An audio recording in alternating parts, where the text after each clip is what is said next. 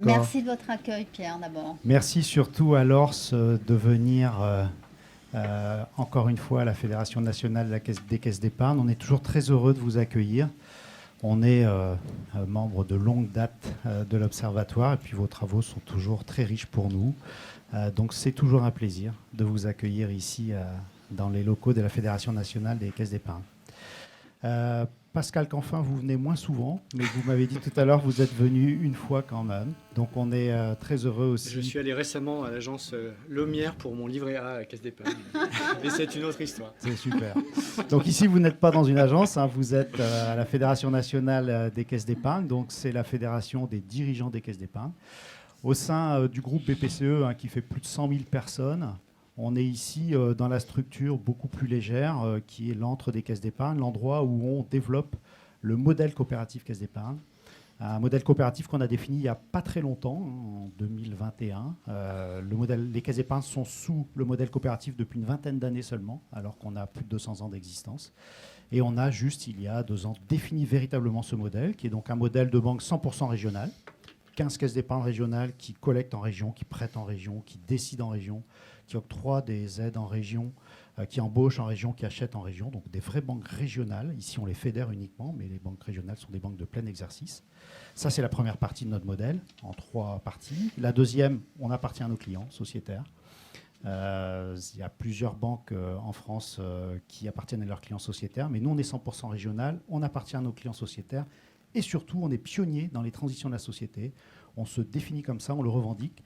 Alors, pionnier dans les transitions sociétales, puisque dès notre création, hein, en 1818, on a aidé les Français à épargner pour faire face aux difficultés. Il n'y avait pas de sécu, il n'y avait pas de mutuelle à l'époque. On a éduqué les Français financièrement. On a eu plusieurs innovations sociétales dans notre vie. On a été à l'origine du logement social, notamment. On a permis aux femmes d'ouvrir un compte sans l'autorisation de leur conjoint. 80 ans avant la loi. 80 ans avant la loi. On continue à être pionnier. Hein. On a beaucoup d'actions sur les jeunes, notamment actuellement, dans les transitions de la société. Mais on est aussi pionnier dans les transitions environnementales et on y tient. On a été, dès les années 2000, hein, à l'origine de travaux sur l'empreinte carbone, sur la trace dans l'environnement de nos produits. On a travaillé notamment avec Jean-Marc Jancovici et puis l'ADEME sur la trace carbone des produits. On a travaillé avec WWF aussi hein, sur ces empreintes-là. On a même créé les premières offres green. Et puis, plus récemment, on a créé le prêt à impact, hein, qui était un des premiers prêts à impact sur le marché. Voilà, donc on tient à rester, c'est notre ADN, pionnier dans les transitions de la société, pionnier dans les transitions environnementales. Vous êtes député européen et je sais qu'il y a beaucoup d'actualités sur le sujet actuellement. Donc c'est vraiment un plaisir de vous avoir aujourd'hui. Nous, on va vous écouter. Je vais aller aussi vous écouter de manière très attentive parce qu'on veut vraiment rester des banques à impact positif sur la société, sur l'environnement. Donc pour nous, c'est vraiment un grand plaisir de vous avoir. Merci à l'ORS et merci à Pascal Canfin. Et je vous laisse la parole pour cette table ronde. Merci beaucoup, Pierre.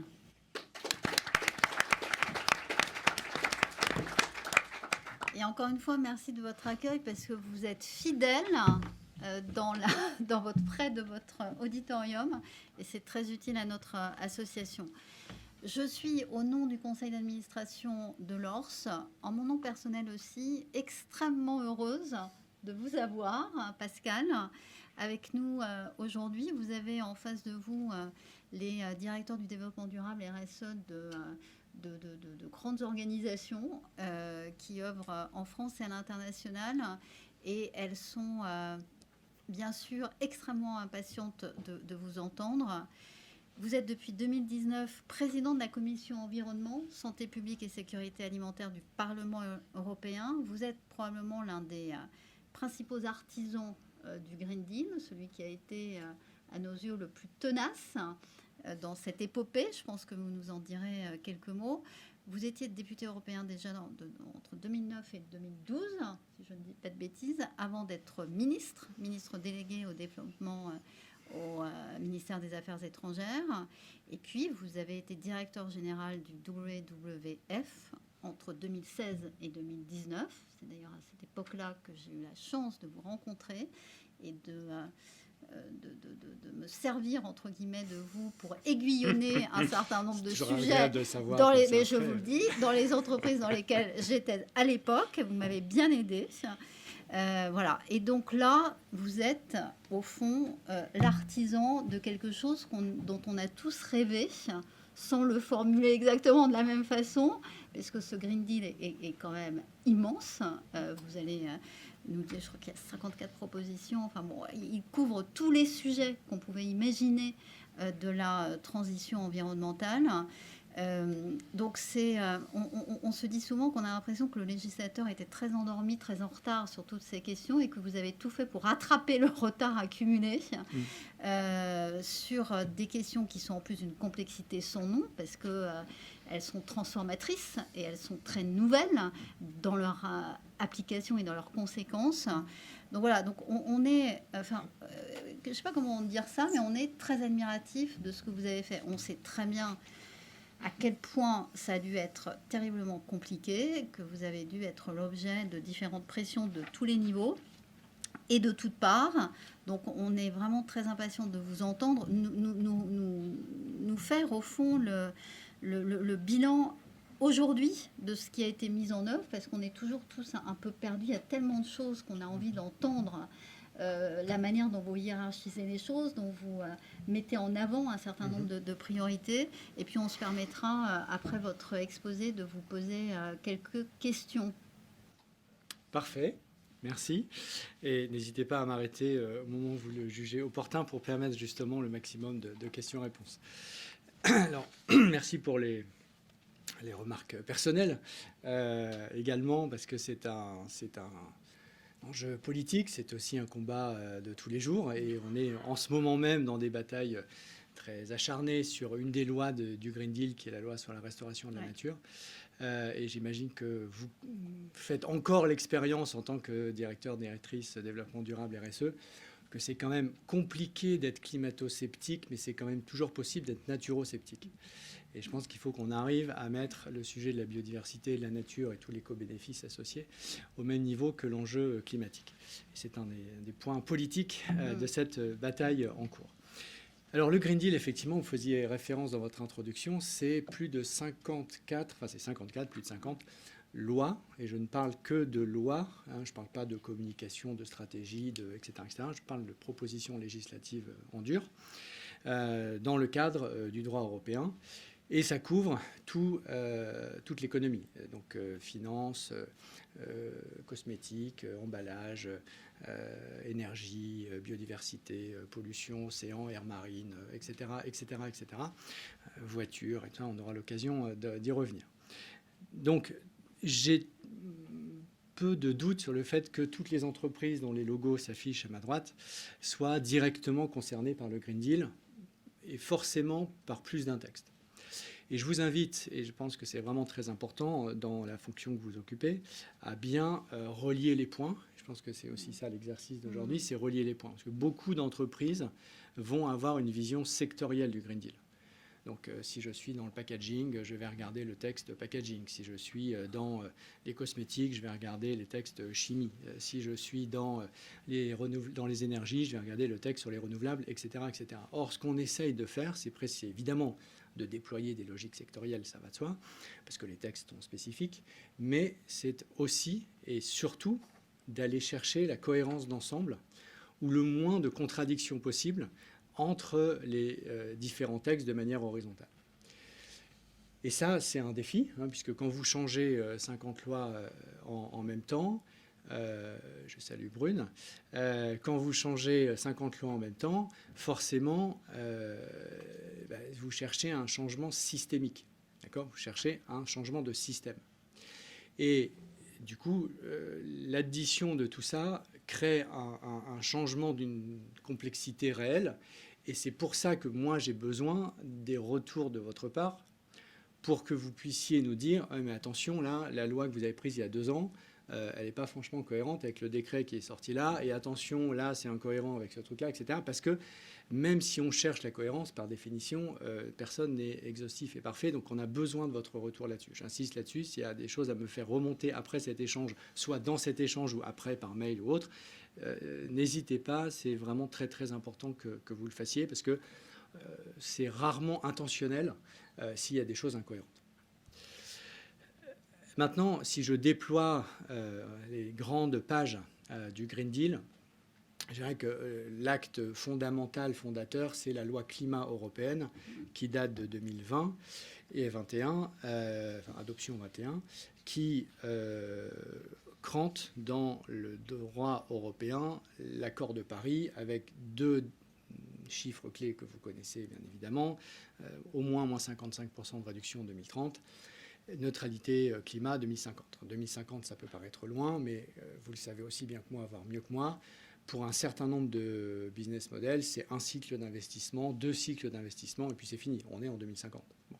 Donc, toutes les décisions actuelles écrivent ou pas notre capacité à tenir l'objectif de 2050. Et ça paraît loin dans le débat public. C'est évident que quand on arrive en disant « Ah, 2050 », les gens disent « Ouais, très bien, mais enfin, et maintenant, tu fais quoi ?» Mais quand on est dans un débat un peu informé comme ici, on sait bien que 25 ans, 27, pour faire une révolution aussi importante dans tous les domaines de l'économie, c'est juste ultra rapide et bien plus rapide que les révolutions industrielles précédentes. Ce qu'on doit faire, c'est une décarbonation de l'économie à un rythme bien plus rapide, je n'ai pas de chiffres précis, mais évidemment 3, 4, 5 fois plus rapide qu'on a fait la carbonation de notre économie. Avant, on n'était pas spécialement fossile, on est totalement dépendant des fossiles, on commence à l'être un tout petit peu moins, mais enfin, très largement encore. Résultat des courses, on a 25 ans pour passer à une zéro dépendance aux fossiles, quasi. Donc c'est ultra rapide. Ça, ce sont les 2 objectifs qu'on s'est fixés dans la loi climat et je vous invite à regarder puisque on va se fixer, enfin en tout cas la Commission européenne va proposer obligatoirement avant le mois de mai 2024, donc obligatoirement avant les prochaines élections européennes, la cible 2040 qui n'est pas encore écrite et l'équivalent du Haut Conseil climat européen qui s'appelle le Climate Advisory Board a présenté la semaine dernière sa proposition scientifique, qui n'est pas une proposition politique, c'est une proposition scientifique. Et ils ont eu la douceur de nous dire qu'en 2040, on devrait avoir fait moins 90 à moins 95%. Bon, donc nous allons, voilà. Il va falloir qu'on regarde cette affaire de près, mais c'est pour vous dire qu'on n'est pas tout à fait au bout du chemin. On reviendra sur la pause si vous avez une question. Donc, ça, c'est le premier texte. Puis ensuite, évidemment, vous êtes les premiers aussi à savoir que ce n'est pas parce qu'on se fixe des objectifs qu'on les atteint spontanément. Donc, il faut changer les règles du jeu sectoriellement. C'est pour ça que, après l'adoption de la loi climat, est venu ce qu'on appelle régulièrement le Fit for 55 dans le jargon que vous connaissez, qui est un ensemble de 14 textes, qui est donc un sous-ensemble des 50 dont je parle, un ensemble de 14 textes qui vient décliner un premier paquet climat, dans lequel il y a, par exemple, la réforme du marché du carbone pour les industriels qui sont ici, on pourra y revenir. Donc, en gros, une réforme qui se donne comme nouvelle règle du jeu quelque chose qui fixe un prix du carbone à 100 € la tonne. Donc, c'est évidemment pas écrit noir sur blanc puisque c'est un marché, mais enfin, les règles du jeu sont faites pour produire un prix du carbone autour de 100 € la tonne. Le même jour, on fait la taxe carbone aux frontières, qui formellement, vous le savez, n'est pas une taxe, parce que qui dit taxe dit unanimité, qui dit unanimité dit veto, qui dit veto dit rien. Donc ça n'est pas une taxe, c'est un mécanisme d'ajustement carbone qui est en fait le bras armé international du marché du carbone européen, qui applique exactement les mêmes règles aux mêmes acteurs sur les mêmes produits et les mêmes tonnages. Donc en gros, si l'acier produit en Europe est couvert par un prix du carbone à 100 € la tonne sur 50% de sa production, l'acier importé est couvert à un prix de 100 € la tonne sur 50% de la production, enfin, des volumes importés. On pense, nous, que c'est totalement OMC compatible. On va se faire attaquer. L'Inde a déjà dit qu'ils attaqueraient, mais on est franchement à peu près sûr. Tous les juristes de la Commission, du Conseil, du Parlement sont clairs sur le fait que normalement c'est safe. Et c'est une première mondiale, ce taxe carbone aux frontières. Et c'était évidemment très important parce qu'on ne peut pas demander à nos industriels d'évoluer dans un contexte à 100 € la tonne de CO2 et d'avoir une concurrence directe à zéro. C'est impossible. Donc on a mis en place les mêmes règles et on pourra y revenir si vous avez des questions sur les quotas gratuits et tout ça. Ça, c'est un exemple. Un autre exemple, c'est les voitures. où nous avons mis en place les nouveaux standards de CO2 des voitures avec 100% voitures nouvellement vendues en 2035, zéro émission. Donc, qu'on soit très clair, hein, ce n'est pas le stock, c'est le flux. C'est 2035, il y a évidemment des paliers intermédiaires. Et on parle de voitures zéro émission, c'est-à-dire que ce qu'on a réglementé, c'est le niveau de performance des voitures. Si c'est à la batterie électrique, c'est à la batterie électrique. Si c'est à l'hydrogène, c'est à l'hydrogène. Si c'est à l'eau gazeuse, c'est à l'eau gazeuse. Chacun joue sa partition.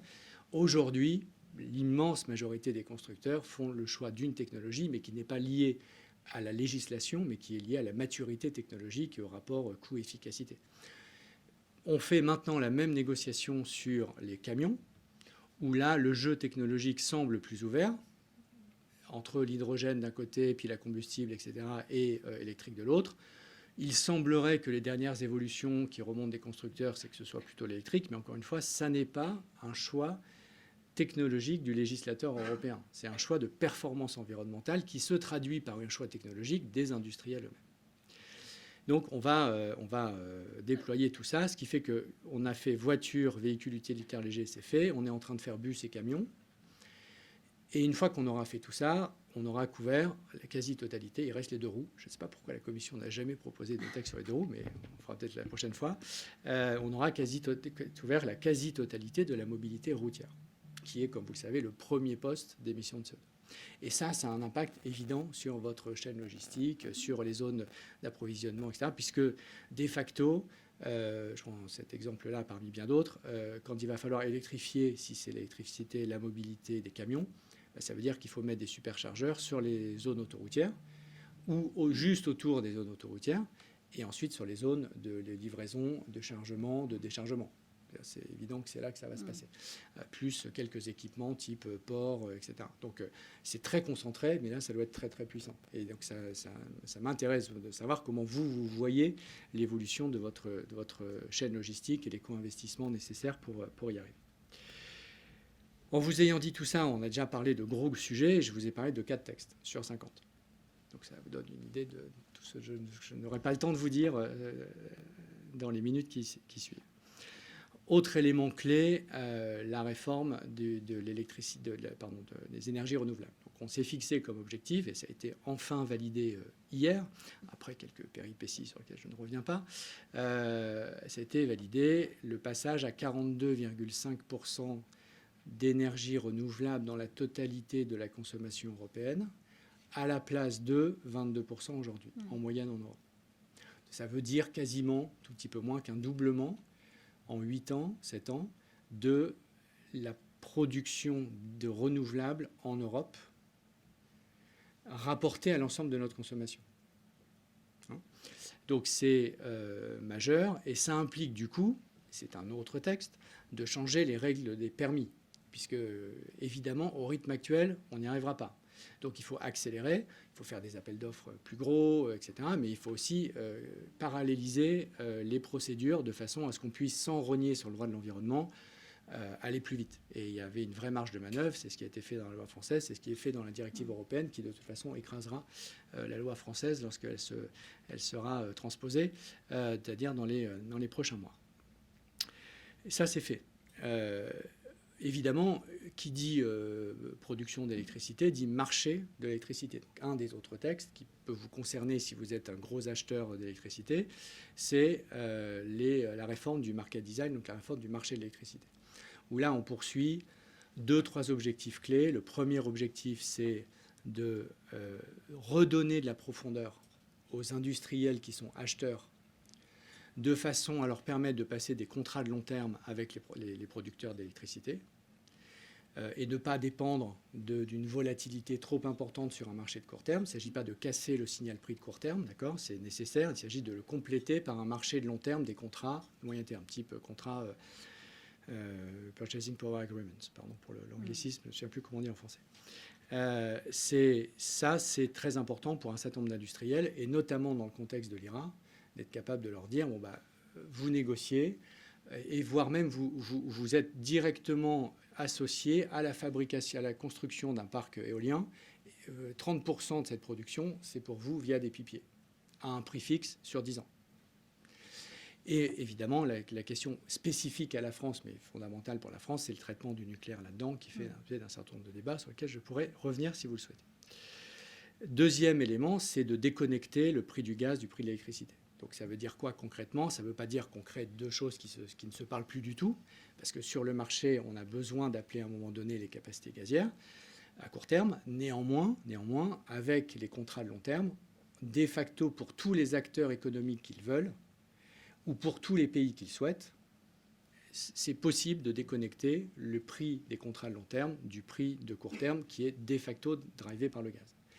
Et on a gagné cette bataille qui me semble assez importante, parce que qui dit transition dit électrification, donc ça veut dire que le marché de l'électricité va devenir absolument déterminant dans la fixation des prix, dans plein d'éléments de la réussite de la transition ou pas. On a réussi à arrêter de faire dépendre le prix de l'électricité décarbonée, renouvelable ou nucléaire, produite en Europe, du prix d'une énergie fossile importée. C'était quand même doublement stupide. Bon, doublement stupide d'un point de vue de l'action climatique et d'un point de vue de souveraineté. Donc je pense que cette bataille-là, elle est gagnée, c'est sûr. On discute des paramètres, il y a notamment un des gros paramètres sur le nucléaire, mais ensuite, la question, c'est culturellement, on a gagné cette bataille. C'est important. Ces quelques grands textes qui sont, alors certains sont visibles du grand public, évidemment les voitures, un peu la taxe carbone aux frontières, d'autres sont totalement invisibles et n'ont pas forcément vocation à l'être. Texte sur le marché, la réforme du marché de l'électricité, c'est pas vendeur sur un marché, mais c'est évidemment, vous le savez, central. Puis ensuite, on continue de décliner. Donc on a un très gros paquet, là pour le coup, qui est en cours de négociation, parce que tout ce que je viens de vous dire est derrière nous. Grand paquet en cours de négociation, et je conclurai sur ces deux dimensions-là avant peut-être de répondre à des questions que vous pourriez avoir sur finances vertes, sur CSRD, sur reporting, sur etc. C'est économie circulaire et agriculture. Donc sur agriculture, on est engagé dans un paquet de transition agricole dans lequel il y a 6 textes en cours de négociation. Donc, le premier, c'est la loi sur la restauration. Les premiers sans les lister nécessairement en parlant de priorité, mais c'est le texte sur la restauration de la nature, qui est l'équivalent de la loi climat, mais pour la biodiversité. Le deuxième, c'est le texte sur la qualité des sols, qui sort la semaine prochaine, le 5 juillet. Le troisième, c'est le texte sur les nouvelles techniques génomiques, qui sort aussi le 5 juillet. On pourra en parler. J'imagine que tous ceux qui sont dans le food seront intéressés par ça, parce que ça va être un sujet culturel et politique non nul. Ensuite, le texte sur ce qu'on appelle le carbon farming, c'est-à-dire être capable de payer les agriculteurs qui stockent le carbone dans les sols ou dans les forêts, si ils font aussi de la forêt. Aujourd'hui, ils le font gratuitement. Bon, on sait très bien que si on veut atteindre nos objectifs climat, il faut à la fois changer les pratiques agricoles, remettre du carbone dans les sols, et il faut développer les puits naturels et les puits artificiels. Et ben donc il faut créer un incentive économique qui fait que ça tourne plus. Donc ça fait partie c'est l'objectif clé de ce texte. Et puis le texte, là aussi très sensible, sur la réduction des pesticides, où c'est la première fois qu'on se donne un objectif européen de moins 50%, enfin de réduction des pesticides. Cet objectif, c'est moins 50% de pesticides d'ici 2030, et de déploiement des alternatives, donc l'augmentation du biocontrôle dans le même texte, avec l'accélération des procédures, la simplification, etc. Évidemment, un sujet toujours complexe qui se joue dans un contexte où, par ailleurs, si vous êtes aussi dans le business food, vous avez le sujet glyphosate, pour votre information, qui va revenir, puisque la réautorisation durait 5 ans et que les 5 ans s'arrêtent cette année, et que donc entre juillet et septembre, la décision de réautoriser ou pas le glyphosate va revenir et va nous occuper un petit peu. Voilà pour le paquet agricole. Juste pour la loi restauration de la nature, donc le blocage a été évité la semaine dernière. Alors, les amendements n'ont pas pu tous être passés en vue. Et donc le 27 juin, c'est reparti, c'est ça? Je vois que vous suivez ça de très près. C'est un sujet qui nous intéresse particulièrement. Donc, sur ce point-là, quelle est la perspective, vous pensez que... Donc, au Conseil, déjà, je vais commencer par le Conseil, puisque ça date de cet après-midi, enfin de ce matin même. Donc, ce matin, il y a eu un accord au Conseil. Ah bon? Très bien. Bon, ça, c'est important. Ça veut dire que une majorité qualifiée d'États membres ont soutenu le texte amendé, mais ont soutenu le texte de la Commission. Ça veut dire que l'opération politique, et je ne veux pas politiser cette discussion, enfin, il y a clairement là, une opération politique qui est très claire, très transparente, et il ne s'en cache pas du patron du PPE, donc la droite européenne, Manfred Weber, a échoué au Conseil. Et elle a échoué la semaine dernière en commission environnement, alors, d'un cheveu, égalité. Donc en égalité, ça veut dire que l'amendement de rejet du texte n'est pas passé. Et on a une petite stratégie pour la suite, pour le 27 juin, que je garde pour l'instant. Et puis ensuite, on va aller en plénière. Et là, en plénière, puisque c'est passé au Conseil, si je fais un tout petit peu de politique européenne, quand vous avez des gouvernements PPE comme l'Irlande, donc de droite, comme de centre-droit, comme l'Irlande, la République tchèque, la Roumanie, la Grèce, qui votent le texte au Conseil, il y aura quand même une rationalité pour les députés européens PPE de ces pays de dire, puisque mon gouvernement l'a voté, moi, je peux le voter aussi. Et là, ça va être un débat interne à la famille politique du PPE. Donc, il y a un chemin possible en plénière. Mais c'est loin d'être gagné parce que, et ça, peut-être, je garde la discussion après ces propos introductifs assez factuels, mais on a un vrai sujet de backlash et de guerre culturelle potentielle autour du Green Deal. C'est-à-dire que c'est clair qu'il y a certaines familles politiques, certains responsables politiques de certaines familles politiques qui ont décidé de faire du Trumpisme européen et ils ne s'en cachent pas. Et du coup, simple, il y a une cible. Bon, il y a une première cible, c'est les immigrés, évidemment, mais la deuxième, c'est l'écologie. Donc, ça va faire exactement comme Trump. Exactement comme Trump. Et c'est en train d'arriver devant nos yeux. Donc, je pense que ça doit tous nous interroger en tant que citoyens. Ce n'est pas le problème de cet après-midi. Aussi en tant que prise de décideurs publics et privés. On peut en discuter si vous le souhaitez. Je ferme cette parenthèse, mais il se trouve que c'est sur les sujets agricoles que c'est le plus sensible. Ouais. Je trouve très intéressant de partager avec vous le fait que si nous avons réussi tout ça et bien d'autres choses que je n'ai même pas eu le temps d'évoquer, c'est que il y a un consensus chez les acteurs privés avec lesquels nous dialoguons, qui est qu'il faut y aller, que de toute façon, la bataille est lancée. Et moi, je pense que 2022, avec l'IRA, avec le Green Deal européen, avec ce que font les Chinois et les Coréens aussi, on est vraiment lancé pour de vrai dans la bataille de la localisation des technologies vertes. Avant, c'était un peu un truc de PowerPoint, d'accord ? C'était un peu un truc pour... on raconte c'est comme ça qu'un jour ça va se passer. Maintenant, c'est là. Et c'est là à coût de centaines de milliards d'euros partout, voire même plus. Bon. Donc, c'est parti. Et ça, c'est bien.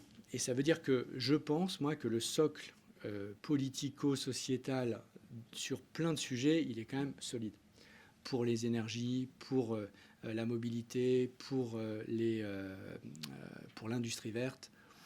Franchement, moi, je ne vois pas beaucoup d'acteurs économiques qui disent tout ça, ça n'existera pas, on n'investit même pas, on n'est pas là sur les batteries, on n'est pas là sur les renouvelables, on n'est pas là sur l'efficacité énergétique, on est nulle part, de toute façon, on n'y croit pas. Ce n'est pas vrai. Il y a des paramètres, il y a des leaders, etc. Évidemment, mais la feuille de route, elle est là et elle est partagée. Et c'est d'ailleurs pour ça qu'on a réussi à prendre ces décisions. Ouais, j'insiste là-dessus. Je ne sais pas s'il y a Stellantis à l'Ors, je sais pas. Mais je rappelle régulièrement que malgré les propos de Carlos Tavares, le jour même du vote sur les voitures, le matin, d'accord, c'est un bon exemple d'affaires publiques et de lobbying, le matin du vote, vous avez un mail de Stellantis Europe qui dit « on soutient le 100% en 2035 ». Et je peux vous dire que ça fait bouger des députés français et italiens, Stellantis, PSA et Fiat essentiellement en Europe, qui se disent, bon ok, même si Stellantis est d'accord, c'est que c'est bon. Et donc du coup, tout ce dialogue-là, on l'a de manière structurée. Encore une fois, il y a les leaders, il y a les autres, mais c'est bon. Sur l'agriculture, on n'arrive pas à l'avoir avec le monde agricole. Je le constate, je le regrette, je suis vraiment le premier à le regretter, mais on n'y arrive pas. Donc du coup, je pense... Et ça m'intéresse là aussi éventuellement d'échanger un peu plus en amont avec les acteurs qui sont plus dans ces secteurs-là. Je pense qu'il faut qu'on change de théorie du changement et il me semble que l'outil central qui manque aujourd'hui, c'est un équivalent au marché du carbone, on a un ETS pour le secteur agroalimentaire. Mais où les assujettis au marché ne soient pas les agriculteurs, mais soient les entreprises qui transforment l'ensemble de l'alimentation qu'on mange. Donc en gros, des grandes coopératives qui achètent jusqu'aux distributeurs pour marque propre, en passant par tous les transformateurs intermédiaires, les Danone, les Unilever, les Nestlé, etc. etc., etc. Pourquoi?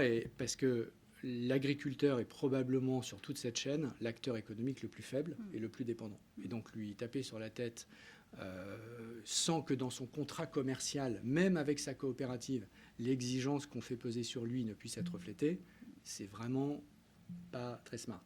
D'où la difficulté qu'on a à embarquer tout le monde. Par contre, si on fait ça sur des acteurs qui sont parfois ici, et j'en discute beaucoup avec Danone, alors c'est l'inverse. C'est-à-dire qu'on crée les conditions de marché pour que un acteur comme Danone, comme Unilever, etc., soit dans une logique de cap and trade. Je rappelle que la traduction de marché du carbone est bien meilleure en anglais, c'est cap and trade. Cap and trade, c'est d'abord je capte, ensuite j'échange.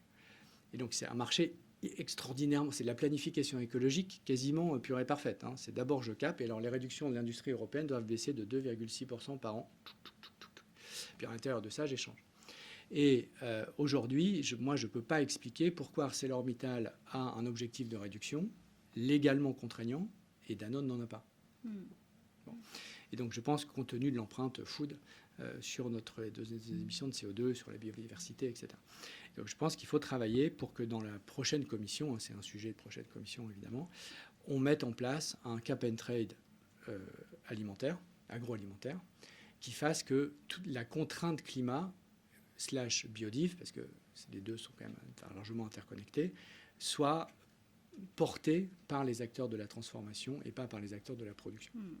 On pourra y revenir si vous avez des questions là-dessus. Et je conclus avec tout ce qui est économie circulaire, parce que on est embarqué là aussi, notamment dans au moins 2 réformes importantes, la partie éco-design et le texte, donc la réforme de l'éco-design et la réforme du packaging, où sur éco-design, on va généraliser un principe qui est celui du passeport produit, consistant à dire vous rentrez sur le marché unique, vous devez avoir un passeport qui montre que vous avez été éco-conçu, donc que vous êtes recyclable, que vous êtes réemployable, que vous êtes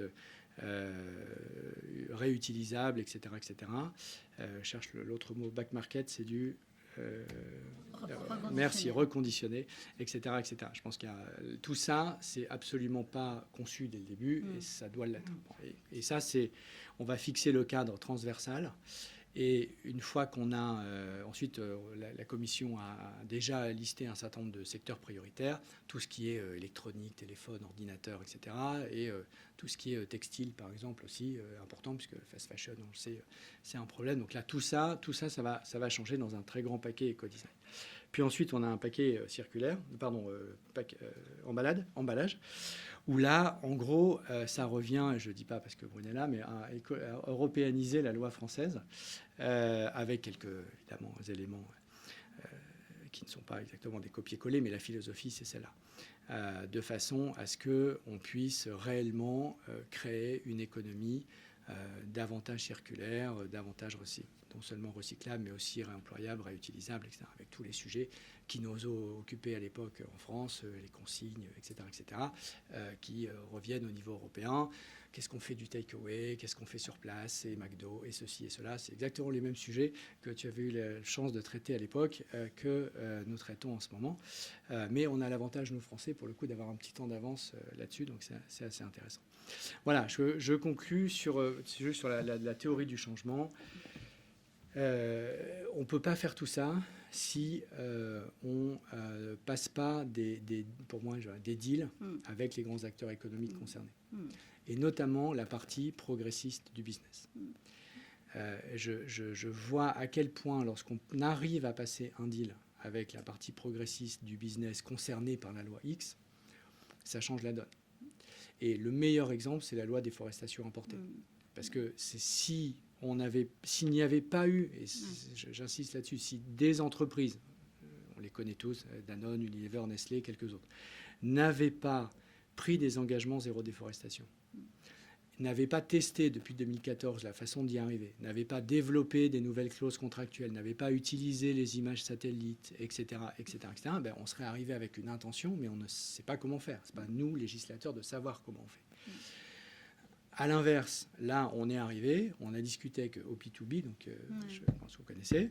Ils ont dit, ben voilà, nous c'est simple, ça fait des années qu'on fait ça, boum, boum, boum, si vous voulez généraliser, c'est comme ça qu'il faut faire. Et on a besoin que vous généralisiez, parce que tout Danone que je suis, Cargill, s'ils n'ont pas envie de me filer les coordonnées GPS, ben ils ne me filent pas les coordonnées GPS et point barre. Donc si je veux être 100% zéro déforestation, j'ai besoin que ce soit le législateur européen qui oblige Cargill à me filer les infos. Et c'est ce qu'on a fait. Et si cette loi est passée, c'est précisément parce qu'elle était inattaquable en termes pratico-pratiques, opérationnels, concrets. Et ça, moi, mon objectif, c'est dans tous les secteurs que j'ai évoqués, et il y a plein d'autres textes sur l'eau, que je n'ai pas du tout adressés, c'est de travailler avec les acteurs progressistes du business, parce que vous savez comment ça marche, vous connaissez les obstacles, vous connaissez les technologies bien mieux que moi, et vous dites, là, en fait, ce serait possible de faire plus. Là, les amis, vraiment, sincèrement, avec la meilleure volonté du monde, 3 ans, c'est trop tôt, etc. Et cette discussion-là, elle est très, très riche, et je pense que c'est celle qui, à la fin, emporte le morceau. Merci infiniment, Pascal, d'autant que vous rendez hommage quand même à toutes les politiques extrêmement volontaires qui ont été menées par un certain nombre d'entreprises et qui, comme vous venez de dire là, ont rendu possible à un moment un passage à l'échelle par le réglementaire. Et d'une certaine manière, ça va vraiment dans le sens de la définition qu'on a toujours voulu donner à la RSE, ici alors, cette alchimie un peu particulière entre volontaire et réglementaire. Et je pense qu'on est en plein là-dedans et qu'en effet, l'aval parfois tacite des acteurs privés a fait qu'il y a un certain nombre de choses qui ont été possibles. Alors, juste une question sur un autre bruit qu'on a entendu, notamment via Madame van der Leyen, sur une sorte de... Mais on n'a pas très bien compris, c'est une sorte de pause plus ou moins relayée par le président français, etc. C'est pas dans ce sens-là que ça a marché, mais je peux refaire l'histoire. Voilà. Alors, allez-y, mais c'est justement une question très provocatrice. Mais qu'est-ce qu'il faut qu'on en pense? Alors, c'est à la fois simple et compliqué. Bon, donc j'ai eu l'occasion de le dire au président en direct, donc il n'y a pas de problème. Moi, je trouve que cette expression est malheureuse parce que elle ouvre une boîte de Pandore qui va bien au-delà de ce qu'il pense. Ce qu'il dit, lui, et il le dit factuellement, et ça a été redit et redit par l'Élysée, c'est OK, quand on fait tout ce qu'on a dit qu'on allait faire, d'accord, donc tout ce que je vous ai présenté, plus tout ce dont je ne vous ai même pas parlé, qui fait au total les fameux 54 textes, on fait tout ça. Donc on fait la baisse des pesticides, la restauration, on fait tout ça. Et puis après, on se pose et on dit, OK, qu'est-ce qui manque vraiment, qu'est-ce qui est vraiment indispensable, comment on digère, comment on finance, comment dans un contexte avec l'IRA, avec plein de choses. Ce qui s'entend. La question est de savoir s'il faut le dire ou pas, c'est un autre sujet. Mais ça s'entend d'un point de vue opérationnel. Puis ensuite, il y a la version là qui part de ça et qui dit non, c'est la pause, c'est maintenant, c'est maintenant. Bon. Et là, pour le coup, ça dépasse ce que Macron a dit, ça dépasse ce que van der Leyen a dit, mais c'est exactement ce que certains disent. Bon, et c'est pour ça que je suis très tranquille sur le fait que je pense qu'il n'aurait pas dû le dire, parce que ça ouvre une boîte. Quand, une fois qu'elle est ouverte, il a fait sortir le dentifrice du tube, et ensuite, c'est toujours plus compliqué de le faire entrer. Donc on gère avec en plus. Et là, pour le coup, ça n'a rien à voir avec la France, évidemment, une opération dans certains pays d'alliance politique qui est fondée sur l'anti-Green Deal. Oui.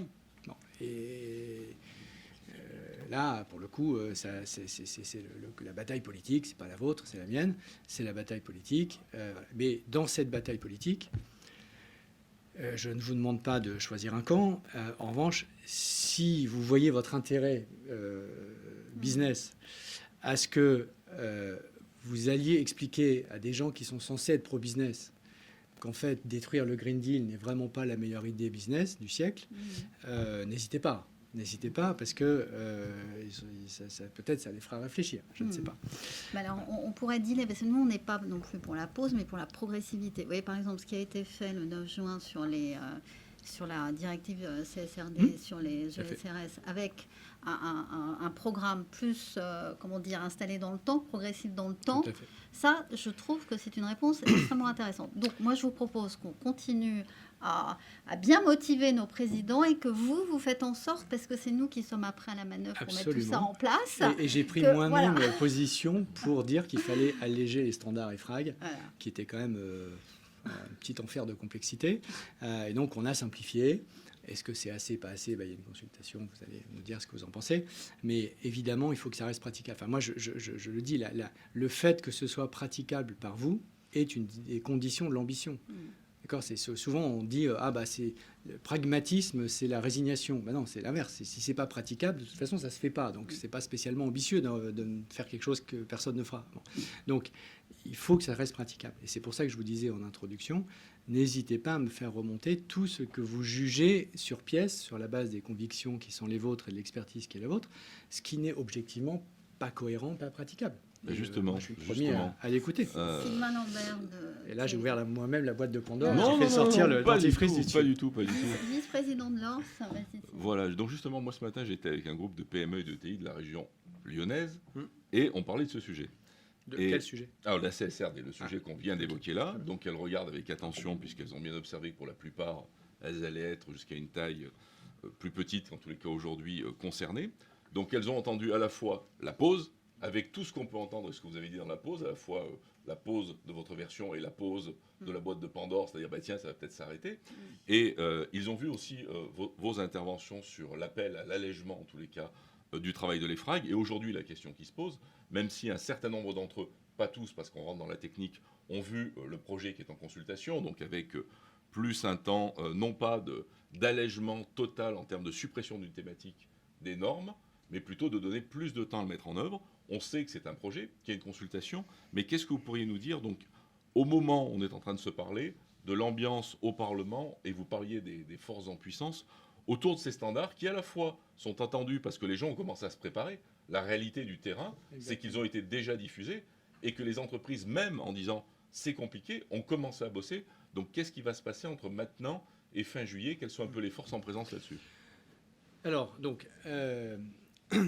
je fais l'hypothèse que tout le monde connaît CSRD Oui, par bien cœur sûr. dans la salle. Ici, hein. oui, Ouais, plutôt, oui. On est d'accord, ok. Ouais, ici, Je suis celui qui le connaît le moins. même. Non, Donc, on en est à ce que, en gros, dans les 4 mois après la publication officielle en juillet, il y aura un oui ou non, d'accord, du Parlement comme du Conseil. Donc là, nous, là, on est dans le droit européen. On est dans l'écriture des actes délégués, en gros les décrets. Il se trouve que la démocratie européenne a cette beauté-là que le Parlement peut encore refuser un décret, ce que le Parlement français ne peut pas faire. Et donc, à un moment donné, on va dire oui ou non. C'est aussi ce qui a fait très peur, à juste titre, à la Commission, qui a dit oui, mais là, je sens le non monter, donc de toute façon, en fait, je vais tout perdre. D'où l'allègement, bon. Et je pense que c'était bienvenu, donc c'est très bien. Sur cette base-là, c'est un tout petit peu tôt pour moi pour me prononcer, parce que le texte n'est pas encore sorti, mais enfin, je pense que ça a permis d'alléger la pression. Et que pour le coup, le retour que vous allez faire sur un certain nombre d'acteurs au Parlement européen pour dire bon, ok, c'est bon, ou au contraire, n'importe quoi, ça va avoir un impact. Ça va avoir un impact. Maintenant, sur la taille, sur CSRD, j'ai juste 2-3 mots. Pour moi, c'est comme dans Due Diligence, parce qu'il y a aussi un autre sujet dont on n'a pas parlé, Due Diligence. Sympa. Donc, pour moi, la taille est vraiment un faux débat. Quand vous êtes une PME de 250 salariés et que vous êtes dans une chaîne de valeur d'un grand groupe qui est forcément couvert par CSRD et par Due Diligence, de toute façon, comme l'enjeu de CSRD, c'est le scope 3, vous serez nécessairement couvert. Donc on pourrait mettre rien comme taille, mais on pourrait même un mettre très très élevé. De toute façon, les PME qui ont un impact climat dans les chaînes de valeur, qui ont elles-mêmes un impact climat, seront de facto dans le texte. Et moi, j'ai tendance à penser qu'il faut mieux qu'elles soient, dans une certaine mesure, 250, 500, dans le texte pour que au moins leurs obligations soient claires, plutôt qu'en fait, 100% de ce qu'on leur demande, ce soit vous qui leur demandiez. Et qu'elles disent, ouais, mais moi, je suis pas dans le texte. Puis vous allez dire, bah si, tu es dans le texte, en fait, parce que tu es dans mon scope 3, donc je vais te demander ça. Et du coup, le rapport, il est juste entre vous et elles, d'un point de vue contractuel, parce que le cadre réglementaire ne dit rien pour elle. Et je pense qu'honnêtement, y compris pour vous, c'est beaucoup plus sécurisant de savoir que jusqu'à 250-500, c'est dedans. En dessous, de toute façon, une grosse PME de 120 personnes qui est dans un secteur industriel très pointu et très impactant, là aussi c'est pareil. Elle sera couverte par le scope 3 de Valeo, dans le scope 3 de Danone, etc., etc. Donc de toute façon, ils seront dedans. Et inversement, celles qui ne sont pas dedans, c'est pas un sujet. Je veux dire, elles vont regarder leur impact. Elles vont dire, moi en fait, je fais un EHPAD. Un EHPAD, il y a peu d'impact. Enfin, voilà, c'est assez facile de regarder. Puis en quelques jours, c'est fait. Voilà. Donc, je pense vraiment que la taille, honnêtement, est en fait un faux débat. C'est un pur débat de posture politique, de je défends les PME, machin. En fait, pour de vrai, je ne pense pas du tout. Ça, c'est le premier point. Le deuxième point sur lequel j'insiste, c'est donc l'article 15 du deal, qui est le plan de transition dans CSRD. D'accord, c'est la même chose. Parce qu'on a un débat avec la FEP en ce moment sur le sujet. Ce qui vous est demandé... La FEP est dans la salle. Très bien, aucun problème. Je cite mes controverses et je vais vous donner... vous savez, on a déjà discuté, donc je vais redire ce que vous connaissez par cœur. Le cœur du sujet, c'est le plan de transition 1,5 degrés. D'accord, c'est qu'on va vous demander, et ça c'est acté, puisque c'est acté dans CSRD, c'est acté au niveau international avec Emmanuel Faber, et c'est acté dans due diligence dans les 3 institutions, donc ça ne bougera plus. Le fait qu'on vous demande un plan de transition 1,5 degrés. C'est pour moi la seule façon d'atteindre 2 objectifs. Le premier objectif, c'est de vous demander quelque chose qui soit crédible et pas juste un engagement comme ça hors sol. Et de l'autre côté, c'est la seule façon de sortir du tout blanc tout noir du bilan carbone. Parce que, encore une fois, je désinvestis dans Total et j'achète Accor, pour prendre un exemple tout à fait neutre. J'ai décarboné mon portefeuille. En vrai, j'ai rien fait, mais enfin, j'ai décarboné mon portefeuille. Donc, la seule façon de sortir de ça, c'est d'être capable de dire Total, Renault, etc., ils ont un plan crédible de transition 1,5 degrés, ou ils n'ont pas un plan crédible de transition 1,5 degrés. Scope 3, basé sur la science, avec le plan d'investissement associé. J'insiste sur les 3 points, puisque c'est les 3 éléments clés de l'accord politique. Donc, basé sur la science, en gros, c'est SBT ou équivalent, parce qu'on ne peut pas écrire SBT, donc basé sur la science. Donc, si ce n'est pas basé sur l'AIE, sur le GIEC, sur SBT, il faut que vous démontriez que, mais peut-être que demain, il y en aura d'autres, il n'y a aucun problème. Encore une fois, c'est comme les voitures, on est neutre d'un point de vue outil. Ensuite, avec le plan d'investissement associé, parce qu'il faut qu'il y ait la logique financière adossée, donc on ne vous demande pas de révéler des secrets business, on demande juste de dire, si je suis Total, je sais que si je n'investisse pas au moins X% de mon portefeuille d'investissement dans le décarboné, j'ai aucune chance d'être aligné, moi, avec l'accord de Paris. Et puis ensuite, scope 3, parce que évidemment, ce n'est pas le scope 1 et 2 seulement, vous le savez très bien, et vous raisonnez depuis très longtemps, je pense, dans ce domaine-là. Ça, c'est acté. Et je vous invite à vous y préparer, parce que c'est ça l'indicateur final qui va être celui qui va être regardé. Et maintenant, je viens à la discussion avec la FEP. C'est une obligation de moyens et pas une obligation de résultat. Et si, je l'ai dit, je le redis, il faut changer le wording dans la négociation finale de vigilance. On le fera parce qu'on ne veut pas que ce soit une obligation de résultat. Par contre, il faut que ce soit une obligation de moyens. Donc, pourquoi pas une obligation de résultat ? Ça ne dérangerait pas un certain nombre d'ONG, bien évidemment, mais ça vous expose très honnêtement, juridiquement, à des contentieux dans tous les sens. Je pense que ce n'est pas un service à vous rendre, y compris en termes de gouvernance, de stabilité, de j'embarque le collectif, etc. Donc il faut que ce soit une obligation, il ne faut pas que ce soit une obligation de résultat. Parce que vous êtes lié à une économie qui elle-même n'évoluerait pas, etc., etc. Donc c'est impossible de vous demander ça. En revanche, il faut que ce soit une vraie obligation de moyens. C'est-à-dire que si vous n'avez pas ce plan et que vous n'êtes pas en train de le déployer, ça veut dire que vous n'avez pas de vraie stratégie d'alignement avec l'accord de Paris. En revanche, si vous avez un plan qu'il est auditable, qu'il est audité, etc., mais que dans 3 ans, on se retrouve et vous me dites, bah, j'ai fait qu'un tiers parce qu'il s'est passé la guerre en Ukraine, parce qu'il s'est passé tel truc, parce qu'il s'est passé, etc., bah, vous n'allez pas être attaqué en justice. C'est ça la philosophie. Okay. Donc, je le redis parce que j'ai encore eu des échanges avec Total. Il y a Total, j'imagine. Je vois encore les slides et je le redis encore une fois. Votre slide 17 de la présentation officielle montre que le scope 3 de Total ne diminue toujours pas en 2030 et qu'à un moment donné, ça finit par se voir et que c'est ça l'indicateur clé qu'on va vous demander de faire. Voilà. Cécile Mativet d'Adéco, une question, puis après la salle. On passe à la salle ensuite. Alors si on parle de l'enjeu fondamental du financement de la transition, le rapport Pisani-Ferry plaide pour une transition juste. Qu'est-ce qu'il faut retenir selon vous de ce rapport ?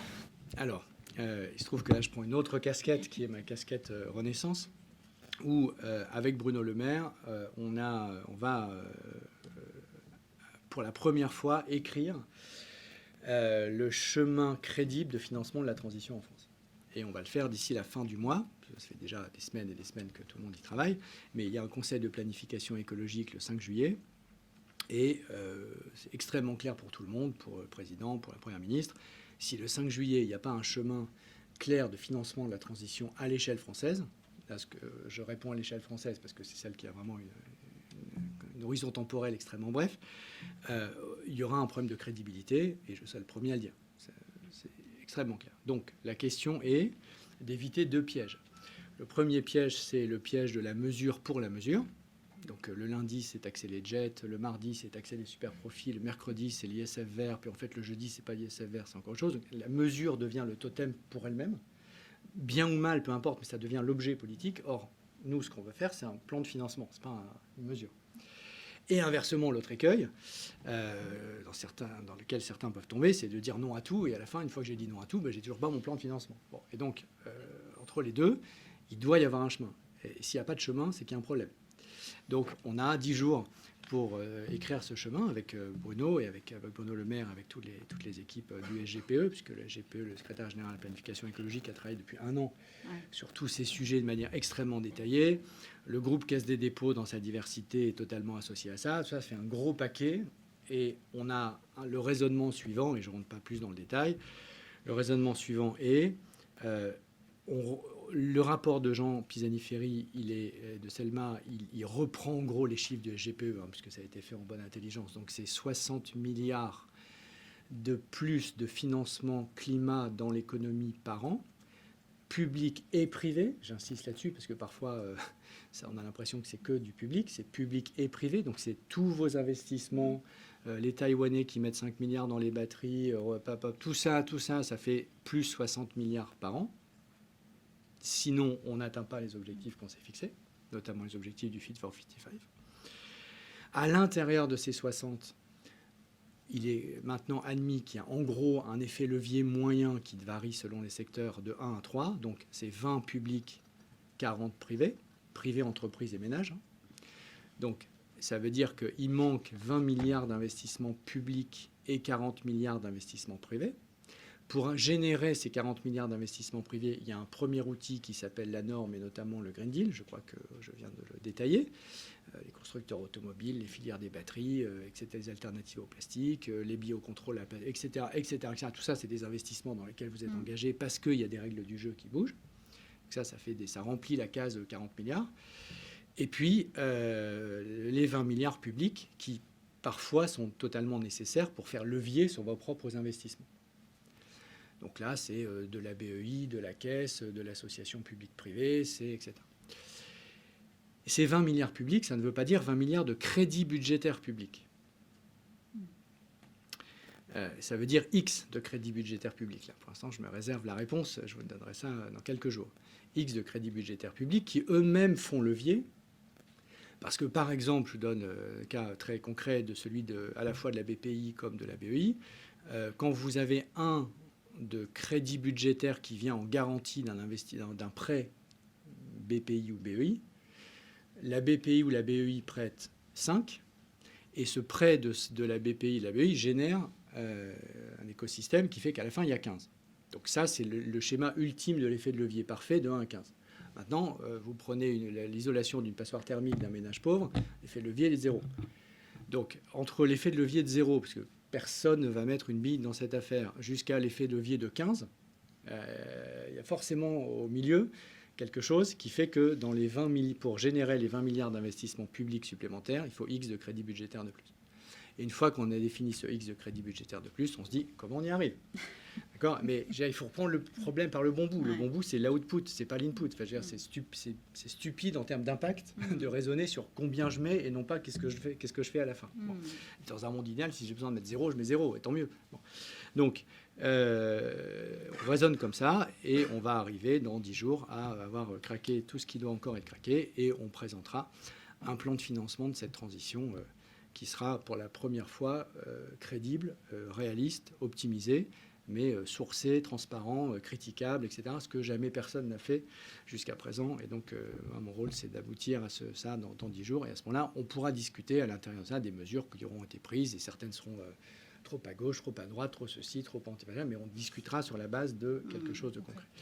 Et au niveau européen, c'est le principal sujet maintenant, puisque le Green Deal, il se déploie, il continue, et on en a parlé, mais le sujet majeur maintenant, c'est d'aller chercher davantage de financement.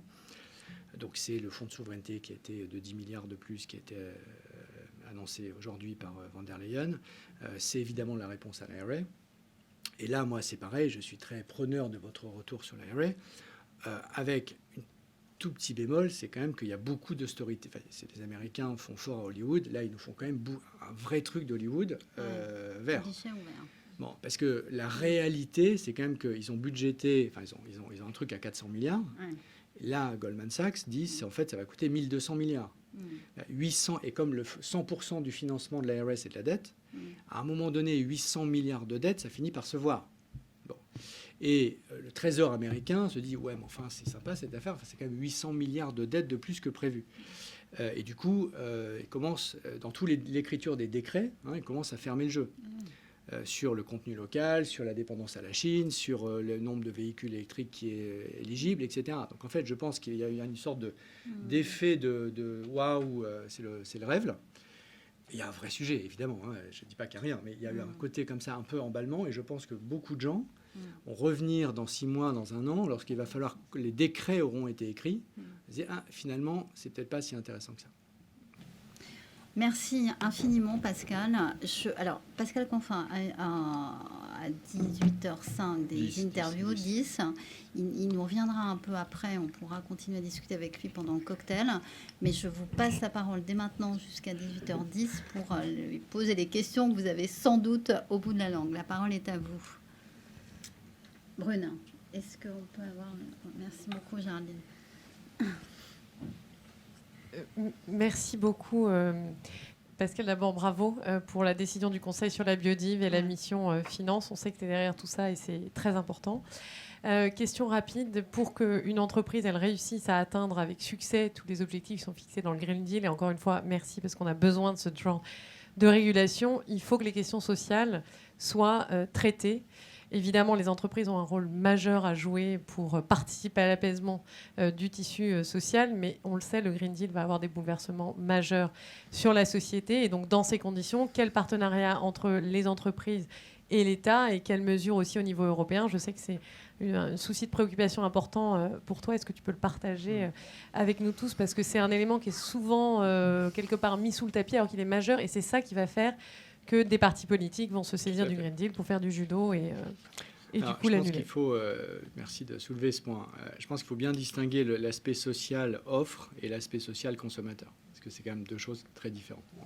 Il y a l'aspect social offre, c'est-à-dire en gros quels sont les salariés dont on ne va pas dire que le métier est en pleine croissance demain. Quand vous avez fait des injecteurs de diesel à Rodez, le Green Deal, c'est pas bon pour vous. Par contre, quand vous faites des batteries électriques à Dunkerque ou à OST Microelectronics, des fois des puces à Grenoble, vous embauchez tous les jours. Bon, donc, il faut être capable et c'est le cas dans tous les changements industriels, et ça a été le cas de toutes les révolutions industrielles précédentes, de valoriser les gagnants, de faire en sorte qu'il y en ait le plus possible. Ça, c'est le sujet des investissements, de l'accompagnement, de la politique de l'offre, etc. Et puis, le fait qu'il y ait des compétences, tout ça, et de traiter les gens qui sont perdants. Et le pire, c'est de ne pas reconnaître que c'est une réalité, parce que c'est une réalité. Et aujourd'hui, les dispositifs qui permettent de passer de transformer un perdant en gagnant ne sont pas totalement opérationnels. Et là, n'hésitez pas, puisque c'est vraiment vous aussi qui, dans vos différentes chaînes de valeur, êtes directement concernés ou indirectement via vos sous-traitants concernés par ça. C'est très important que de faire remonter des propositions concrètes. Je ne sais pas, je discutais avec Emmanuel Faber après qu'il soit parti de Danone, et dit, moi, je ne pouvais pas passer un deal entre un sous-traitant qui perdait et un sous-traitant qui gagnait de par mon évolution, et de dire, vous allez vous connecter tous les deux, et moi, Danone, je vais mettre de l'argent pour passer de A à la situation A à la situation B, parce que légalement, je ne pouvais pas le faire. Voilà, faites remonter tout ça, parce que je pense qu'il y a des choses à faire. Alors, essentiellement au niveau national, puisque comme chacun sait, les compétences, les politiques sociales, formation professionnelle, etc., c'est quand même pas très développé au niveau européen. Il y a un peu de crédit, FSE, tout ça, mais c'est quand même essentiellement au niveau national que ça se passe. Puis ensuite, il y a le sujet conso, donc accessibilité des solutions. Le sujet clé, il est accessibilité des solutions. Et là, il faut transformer sans fracturer, parce qu'une fois que vous avez fracturé, de toute façon, vous avez tout perdu. C'est les Gilets jaunes en France, c'est le BBV, je sais plus, aux Pays-Bas, merci. C'est le référendum avant en Suisse, etc. etc. Bon, une fois que vous avez perdu, vous avez tout perdu. Et donc là, ça passe par l'accessibilité des solutions et des alternatives. Donc, on a moult exemples à déployer qui vont de pair avec le changement des règles du jeu. Je n'en prends qu'un, le leasing pour les voitures. C'est très important qu'on déploie, et on doit le faire à partir d'octobre en France, le leasing à 100 €, ça sera peut-être un tout petit peu plus de 100 € avec l'inflation, par mois pour un véhicule et zéro émission, on va dire électrique, neuf, pour une famille qui aujourd'hui a un vieux diesel et qui est soit dans une ZFE, soit dans une configuration gilet jaune, dépendante de la voiture, milieu périurbain, etc. Et on va le faire. Et on va le faire, mais par contre, le problème auquel est confronté de manière tout à fait objective et transparente le gouvernement, c'est que si Elisabeth Borne avait appuyé sur le bouton il y a un an, c'était 100% de voitures chinoises. D'accord, c'est ça la réalité. Donc, il faut d'abord construire l'offre industrielle européenne, française et européenne, ce qui est en train d'être fait à vitesse accélérée, dopée, boostée, tout ce qu'on veut. Il y a encore des annonces qui vont arriver, et de Stellantis et de Renault bientôt. Et là, après, on peut dire, on veut qu'il y ait, ce ne sera pas 100%, parce qu'on n'est pas dans une logique de fermeture, mais je sais pas, une part significative qui, de facto, sera produite en Europe. Et à ce moment-là, on a un cercle vertueux à la fois du côté de l'offre et du côté de la consommation. Et il faut le faire sur les différents sujets, sachant que je pense que la voiture et le logement sont probablement ceux qui sont les plus impactants pour la vie quotidienne et les plus clivants sur le plan social. Et d'ailleurs, ça me fait penser que c'est aussi pour ça que moi, j'ai été extrêmement prudent sur une des réformes de la Commission, consistant à dire on va mettre une taxe carbone sur les carburants et sur le chauffage, parce que c'était vraiment les gilets jaunes européens. Voilà. Donc on a finalement mis en place ce système, mais plafonné à 45 €. Pourquoi plafonner à 45 €? Puisque la France a la beauté d'avoir une taxe carbone à 44,60 €. Donc je me suis dit que si on plafonnait le système européen à 45, ça ne devrait pas beaucoup se voir. Donc on l'a plafonné à 45 parce que c'était hors de question pour nous, pour moi et pour nous, de dire, et on aurait été jusqu'au bout du c'était non, on ne casse pas le deal politique qu'on a passé après les Gilets jaunes, c'est-à-dire qu'on ne revient pas sur la taxe carbone, mais on ne l'augmente pas. Voilà, on ne touche pas à ça, parce que sinon on met le doigt dans un truc qu'on ne maîtrise plus. Une autre question? Oui.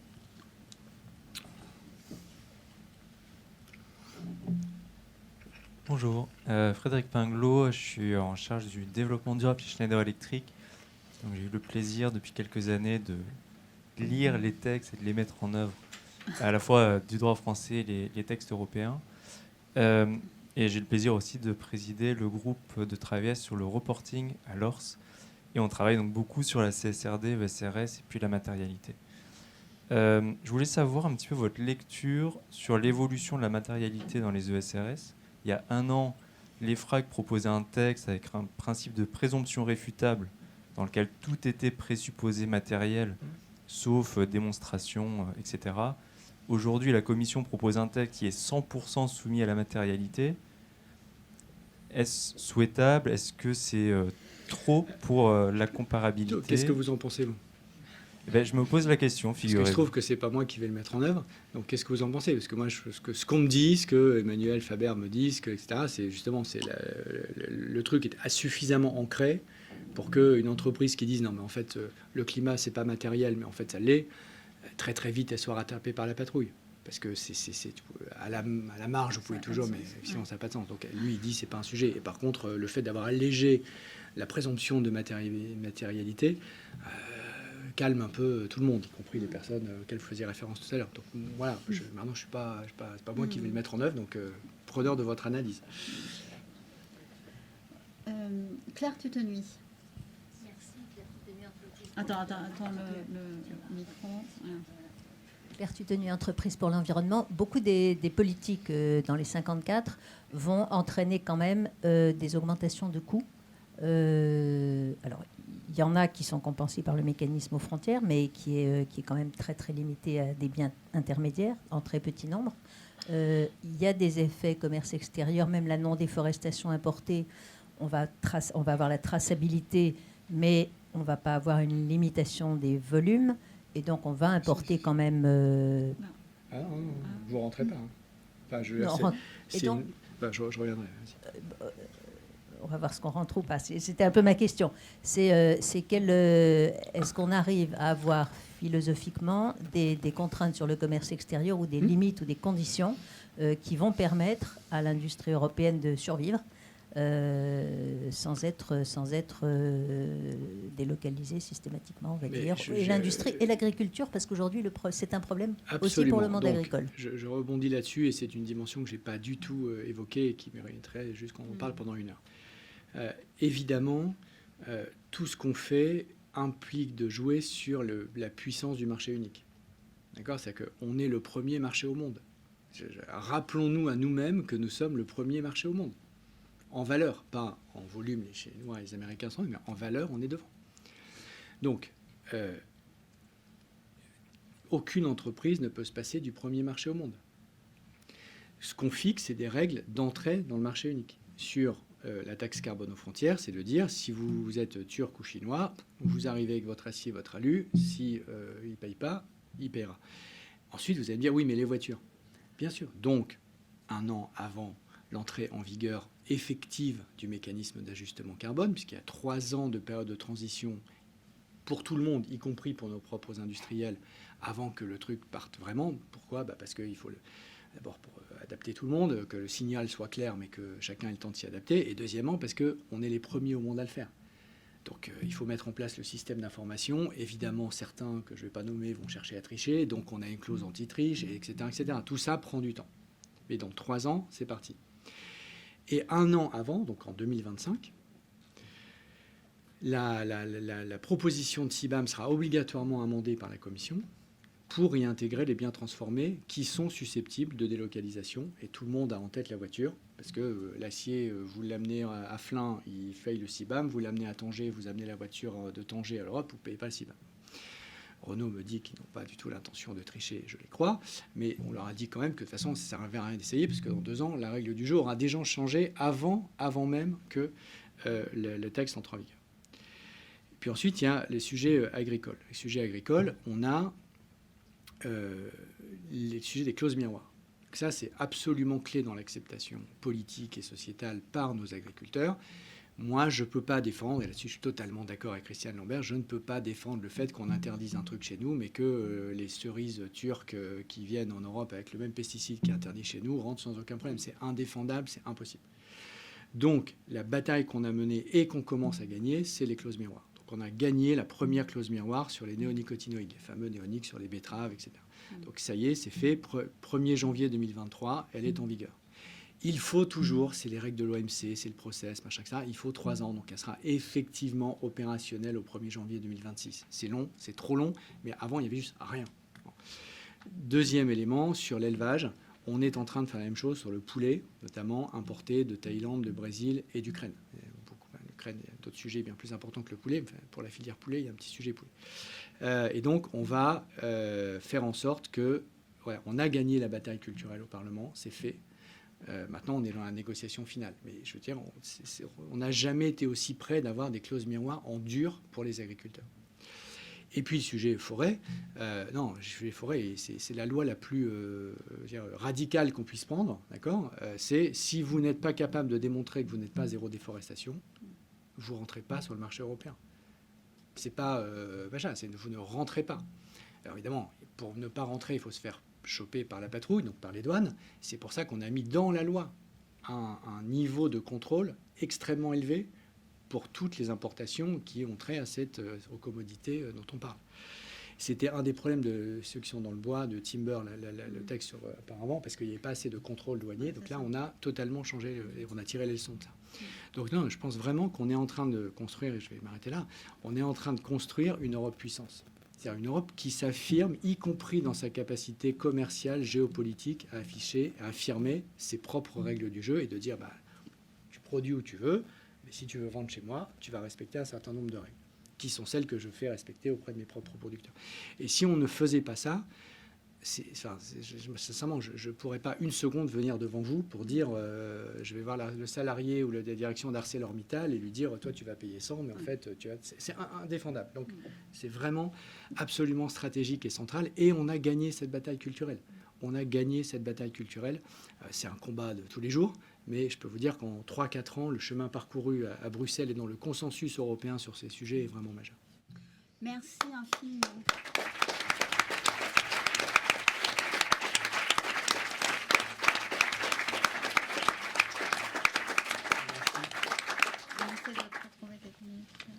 On va essayer. Merci à vous. Et encore une fois, n'hésitez pas à revenir vers moi après.